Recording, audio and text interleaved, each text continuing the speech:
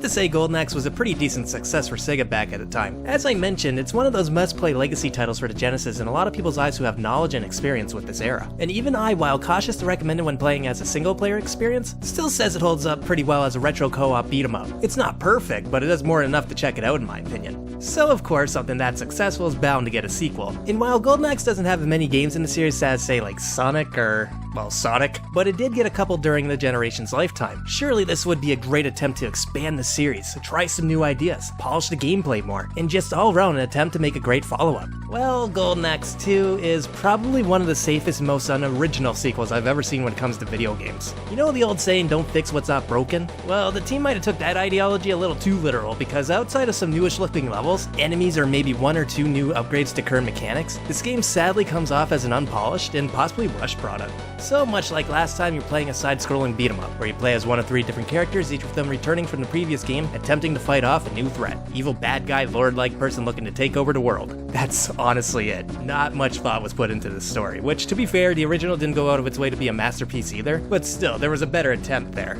I know it may sound like I'm skimming over the plot, but unless I was to look up the manual, that's really all I can comment on here, because it's not like the first game where the game gives you even like a little bit of flavor text to at least give you an idea what the hell's going on. But I guess that's it for story. In terms of gameplay, you're once again fighting off hordes of enemies as you progress through each of the levels. And everything you can do in that game, you're doing exactly the same here. You swing your weapon to attack, potentially setting up for a couple hit combo, or even throw your enemies. You can do your charge attack, as well as do your jump swipe. And this is where you'll first notice that lack of polish. While attacking in this game fundamentally still works all fine and well, again, albeit a little too familiar, it doesn't feel as responsive. I don't know, maybe enemies just have better hitboxes on their attacks, or these 3 can't successfully hit us properly anymore, or maybe both. But remember last time when I said at points Tyrese could feel like she was missing hits that the other 2 wouldn't have? Well, that's been happening a hell of a lot more here, and with moves you'd think that would be hitting the enemy, only to find out that you missed, and it happens for each character this time. It's just really off-putting in my opinion. It also doesn't help that it just doesn't feel as engaging to go into combat this time around. Out of anything the sequel suffered the most from, it was definitely its soundtrack and sound effects. Music is subjective, and I won't say it's horrible, just it did nothing for me like the first game did.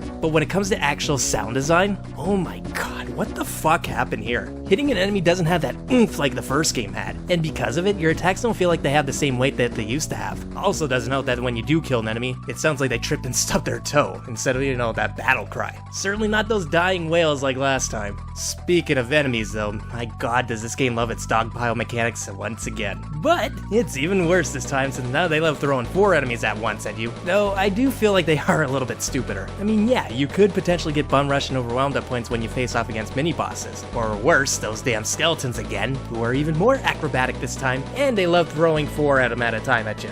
Fuck the skeletons. But you know what the laughable thing is? There's so many instances where I can do this.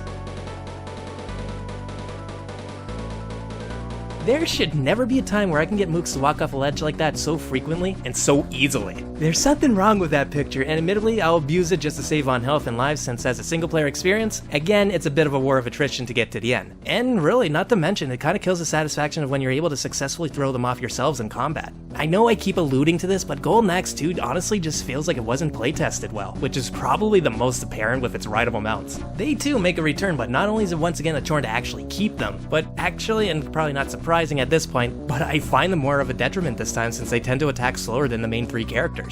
Sure, I mean, the mounts might hit harder, but that don't mean much when you're probably gonna only get 1 or 2 hits anyway. Meanwhile, you've probably taken at least double trying to keep the damn thing.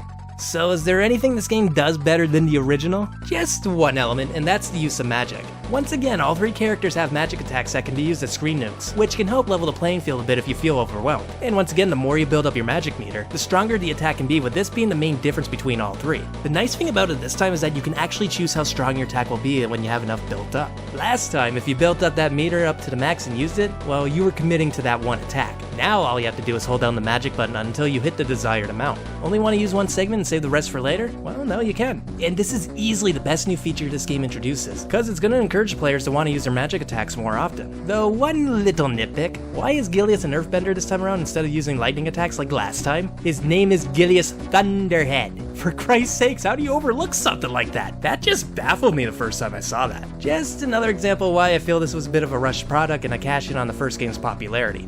Is Golden Axe 2 a broken or cheap game? Not by any means. There was never a time where I felt this game got too cheap or had some bullshit moments. Though again, skeletons can go once again, fuck their hat. But it's also not doing really anything new either. If I was a diehard fan of this series back in the day, I probably would have been very disappointed by how similar and uninspired it was. Then to top it off with that lack of polish. Outside of the new mechanic of using magic, the original did everything this game does, but did it better. And when the game that came before it is able to show you up in nearly every possible way, well, that's not good. Like, really not good. Sadly, there's no real reason to play Golden Axe 2. You can completely skip over and lose nothing from it. I can only recommend this game to diehards of the first game if you're on a Golden Axe marathon or something. But at this point, and chances are anyone who's actually interested in this game has already played it.